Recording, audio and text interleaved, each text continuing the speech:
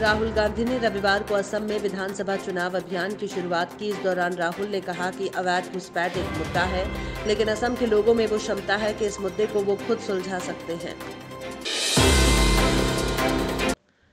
रात 12 बजे के बाद से देश भर में सभी गाड़ियों के लिए फास्टैग अनिवार्य हो जाएगा।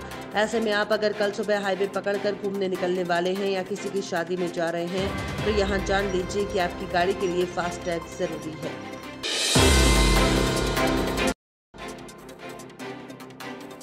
देश भर में कोरोना वायरस संक्रमण के मामलों में कमी आने लगी है, लिहाजा केंद्रीय कर्मचारियों से सभी वर्किंग डेज के दिन ऑफिस आने को कहा गया है। कार्मिक मंत्रालय के आदेश में ये बात कही गई है।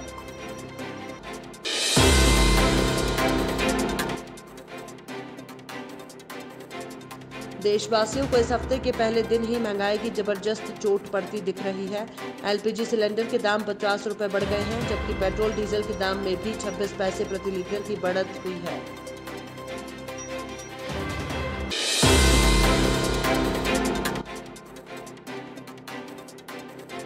दिल्ली एनसीआर में सोमवार की सुबह हल्का कोहरा देखा गया।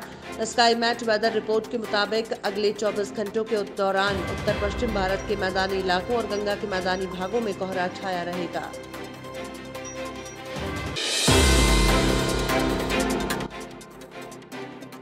त्रिपुरा के मुख्यमंत्री विप्लव देव ने शनिवार को कहा कि गृह मंत्री अमित शाह नेपाल और श्रीलंका जैसे पड़ोसी देशों में भी भारतीय जनता पार्टी का विस्तार करना चाहते हैं।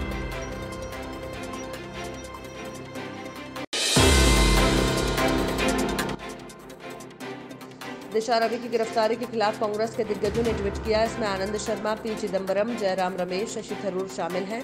पी चिदम्बरम ने इस गिरफ्तारी को गलत बताते हुए कहा कि इस देश में किसानों के पक्ष में किया गया एक टूल किट चीनी घुसपैठ से भी ज्यादा खतरनाक हो गया है।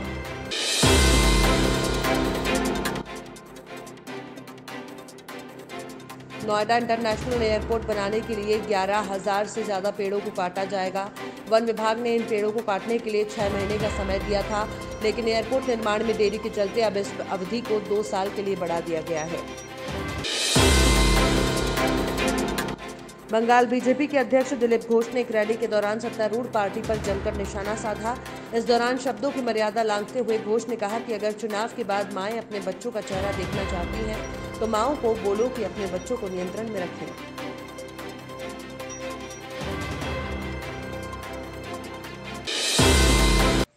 देश में बीते 2 हफ्तों से संक्रमण के रोजाना मामले 15,000 से कम दर्ज हो रहे हैं। इसके अलावा करीब 1.5 महीने से मौतों का आंकड़ा भी घटकर 200 से नीचे आ गया है। पिछले 24 घंटों में कोरोना वायरस महामारी के 11,639 नए मामले सामने आए हैं।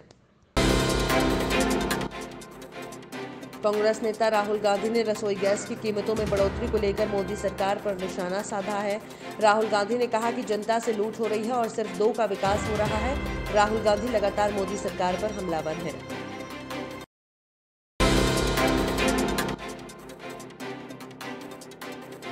ताजा बयान टीएमसी के नेता और ममता सरकार में मंत्री तपास राय की तरफ से आया है। तपास राय ने कहा है कि बीजेपी के खिलाफ चुनाव में कांग्रेस और लेफ्ट को भी टीएमसी के साथ आना चाहिए।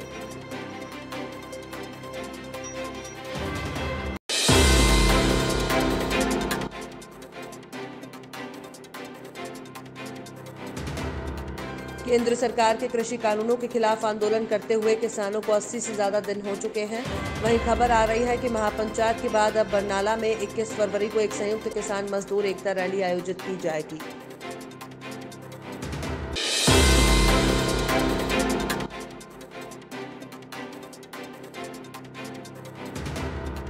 ग्रेटा थनबर्ग टूलकिट केस में पहली गिरफ्तारी के जरिए दिल्ली पुलिस किसान आंदोलन में खालिस्तानी साजिश खोजने में जुट गई है।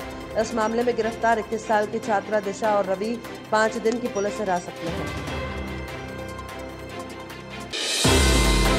देश की आर्थिक राजधानी मुंबई में एक बार कोरोना पैर पसारता नजर आ रहा है।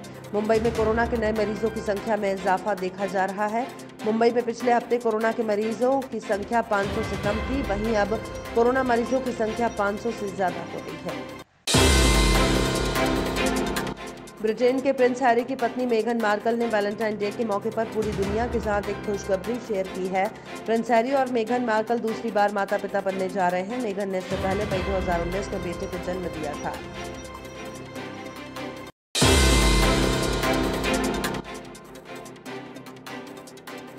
विशेषज्ञों ने चेताया कि नई कोविड-19 वैक्सीन का विकास महामारी को उस वक्त तक खत्म करने में सक्षम नहीं होगा जब तक कि सभी देशों को जल्दी और निष्पक्ष तरीके से डोज न मिल जाए।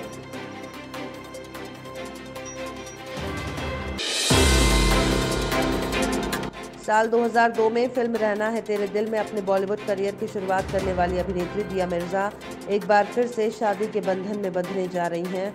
दिया मिर्जा आज एक समारोह में व्यवसायी वैभव राखी के साथ शादी के बंधन में बंधने जा रही हैं।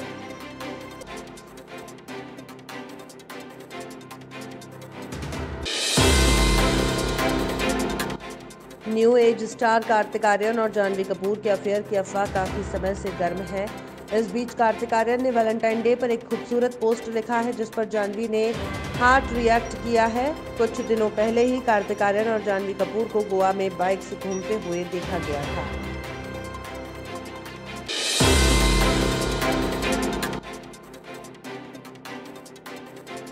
किसान आंदोलन के दौरान मरे किसानों के बारे में हरियाणा के कृषि मंत्री जेपी दलाल के बयान पर विवाद हो गया है। बॉलीवुड एक्ट्रेस उर्मिला मातोंडकर ने भी दलाल पर हमला बोला है।